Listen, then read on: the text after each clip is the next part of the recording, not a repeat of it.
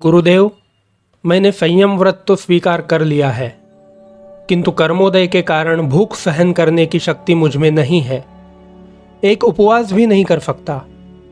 प्रभो, बिना तपस साधना के कैसे मेरा कल्याण होगा? विशाला नगरी का एक नवदीक्षित राजकुमार गुरुचरणों में आकर प्रार्थना कर रहा था। गुरु ने शिष्य को आश्वस्त करते हुए कहा, वत्स, तुम भूख नहीं सह सकते तो कोई बात नहीं, तपस्या के अन्य रूप भी हैं। मात्र अनशन तप के रूप में भूखा रहना ही एकमात्र तप नहीं है। संतोष, सेवा, स्वाध्याय, ध्यान, क्षमा, ये भी तप ही हैं। तुम और कुछ नहीं तो एक क्षमा को ही परिपूर्ण साधना करो। उसी साधना से तुम अन्य सब तपस्याओं का फल प्राप्त कर सकते हो। गुरु के आदेश के अनुसार मुनि क्षमा की साधना में जुट गया। क्रोध एवं द्वेष के प्रत्येक प्रसंग पर अपने को संभाल कर चलने लगा और इस प्रकार क्षमा का अभ्यास करते करते उसकी उग्र रजोगुणी मनोवृत्ति अत्यंत शांत एवं शीतल हो गई। उसे भूख बहुत लगती थी। भूख के कारण रात निकालना भी उसको मुश्किल हो जाता था। प्रातः सूर्योदय होते ही एक गड़ुक भर कूर लाकर जब पेट में डाल लेता तभी कुछ शांति मिलती थी। उस समय गड़ुक एक माप था और कूर ये चावल का प्रकार था। मुनि के इस प्रकार से नित्य भोजन व्यवहार से लोगों ने उन्हें परिहास में कूर गड़ुक नाम से पुकारना शुरू कर दिया।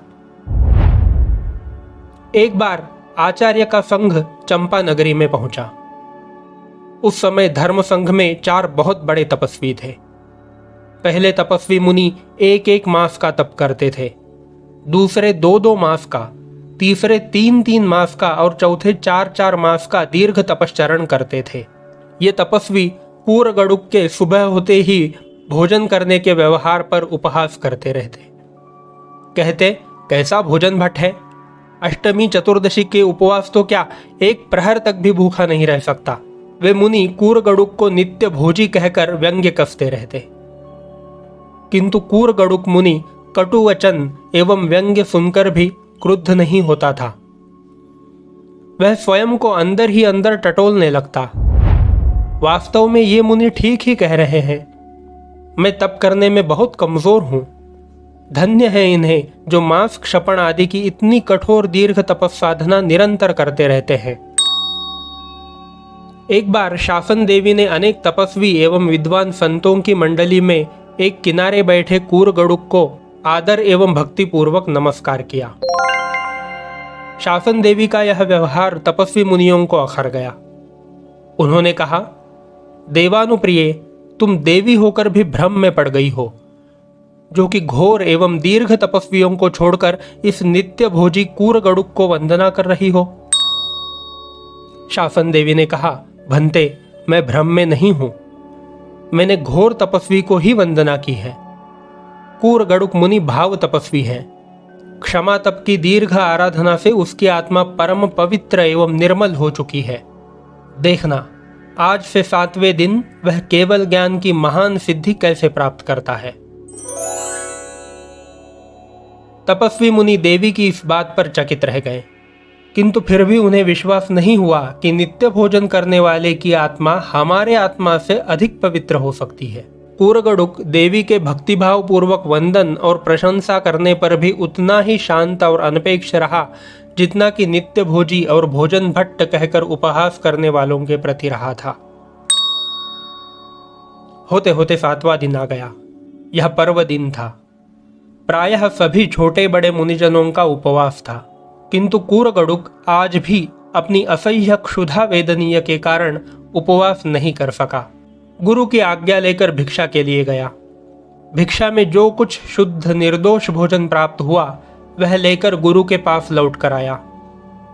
शास्त्रीय मर्यादा के अनुसार उपस्थित मुनिवरों के समक्ष भोजन पात्र रखकर सादर निमंत्रित करने लगा कि भंते, आपको इसमें जो भी आवश्यकता हो ग्रहण करके मुझे अनुग्रहित कीजिए। साहू हुज्जामितारियो। कूर गड़ुक के सहज एवं सरल निवेदन पर एक तपस्वी मुनि को बड़ा क्रोध चढ़ाया। वह उबल पड़ा। ढीठ कहीं का, आज पर्व दिन पर भी उपवास नहीं कर सका और उल्टा भोजन लाकर हमें दिखा रहा है। थू थू, चला जा यहां से, पतित कहीं का। तपस्वी ने क्रोध और घृणावश जो ही थू थू किया कि वास्तव में ही उसके मुंह से थूक उछलकर कूरगड़ुक के भोजन पात्र में जा गिरी।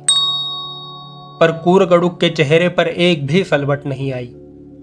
अब भी वही पहली सी अखंड शांति और सौम्यता थी उसके मुख कमल पर। वह क्रुद्ध तपस्वी मुनि के चरण स्पर्श कर एकांत में जाकर भोजन करने बैठा।